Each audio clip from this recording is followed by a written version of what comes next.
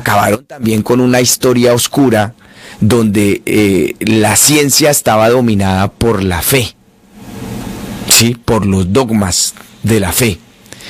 Y ahí quienes empezaron entonces a buscar alternativas, como el que iba a coger unas cuantas plantas, a macerarlas y a decirle a la persona que se los pusiera y se los sujetara en la muela que le dolía, y resulta que esa planta, ¿sí?, le traía más alivio que los Padres Nuestros. Entonces ahí la gente empezó como a interpretar otras cosas y a decir, juepucha, pues es que resulta que esto me funciona más.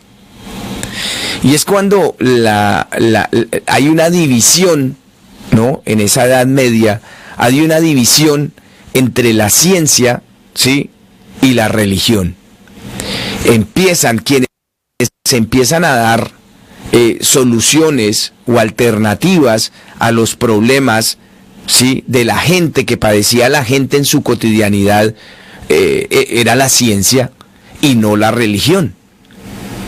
Y entonces empieza se abren esos caminos, se abren. Venían en un solo camino, juntaban las cosas, ¿no? Y se abren. Y es cuando la ciencia dice, no, pues nosotros, mientras estemos pegados con este tema del dogma, pues no vamos a progresar. Y entonces, ¿qué hacen los otros? Pues los otros dicen, pues no nos vamos a dejar de estos. Estos hay que darles duro. Al punto de que, pues, cualquier persona que empezara a experimentar con plantas o que empezara a experimentar soluciones para los padecimientos humanos podría llegar a ser considerada un hereje, un brujo, y podría ir incluso directamente a la pila, acabando con todo un conocimiento y con toda una exploración. ¿Por qué digo esto? Pues porque me parece interesante, porque a pesar de que pasen los tiempos, daría la impresión que las cosas no cambian, ¿no?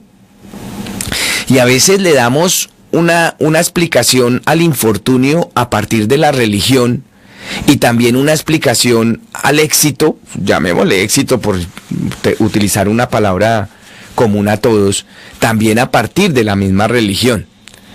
Y entonces eso quiere decir que todo nuestro camino queda, volvemos otra vez al tema de dejarnos conducir por una sola corriente.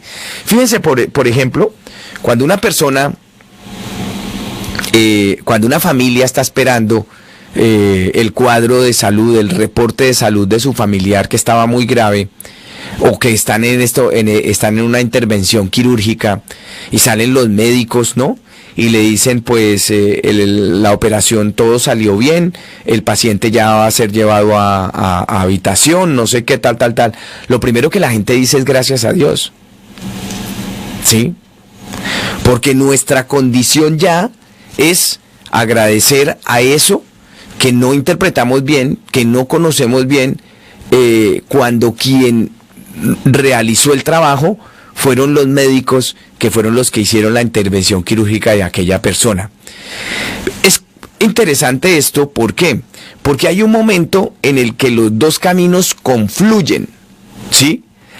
A la ciencia le pareció interesante entender o intentar meterse dentro de la psique humana para saber por qué al final terminaba dándole todas las posibilidades a una parte del conocimiento humano que podría llegar a significar la religión, ¿sí?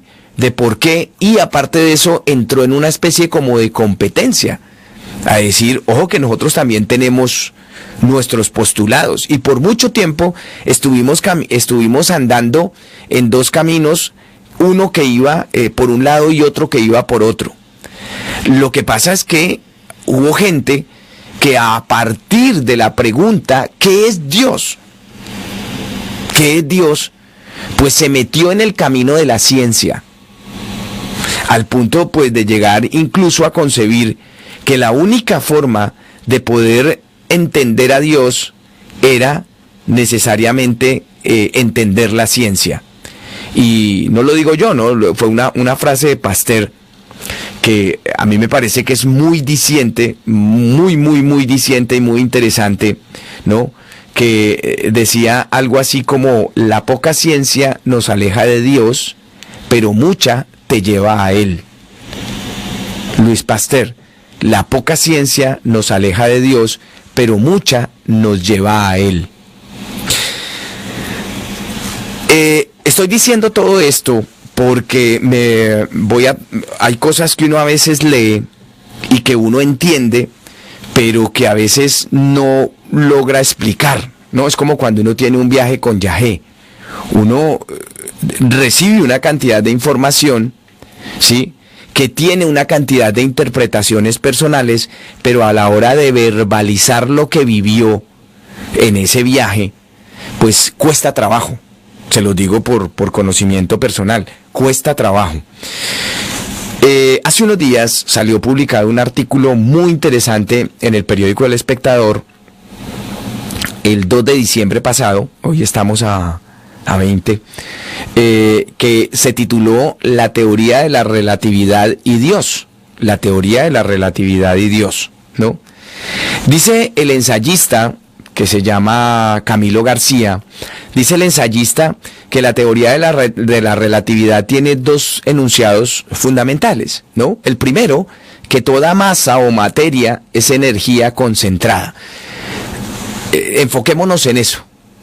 Toda masa o materia es energía concentrada, ¿correcto? Toda masa o materia es energía concentrada. Y el segundo, que cuando esa masa o esa materia se ponen en movimiento con velocidades cercanas a la luz, es decir, 300.000 kilómetros por segundo, 300.000 kilómetros por segundo, se convierte en energía. ¿Sí? Y eso lo hemos sabido de siempre. ¿Qué es lo que hace el agua cuando cae desde lo alto en una cascada?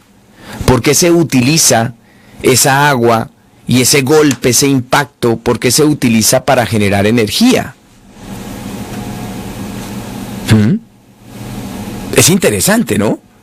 Ese es un ejemplo de muchos que se pueden poner, ¿no? Un objeto, cuando se lanza a una velocidad, ¿por qué vienen los meteoritos, por ejemplo? Porque vienen envueltos en llamas, ¿no? ¿Por qué vienen envueltos en llamas, no? Entonces, interesante tener en cuenta eso, que toda masa o materia es energía concentrada, ¿sí?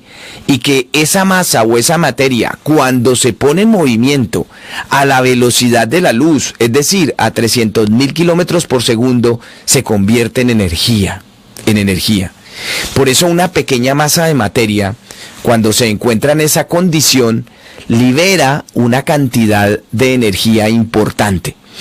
Esas dos premisas fueron las que Einstein utilizó para crear su famosa fórmula E = masa mc al cuadrado.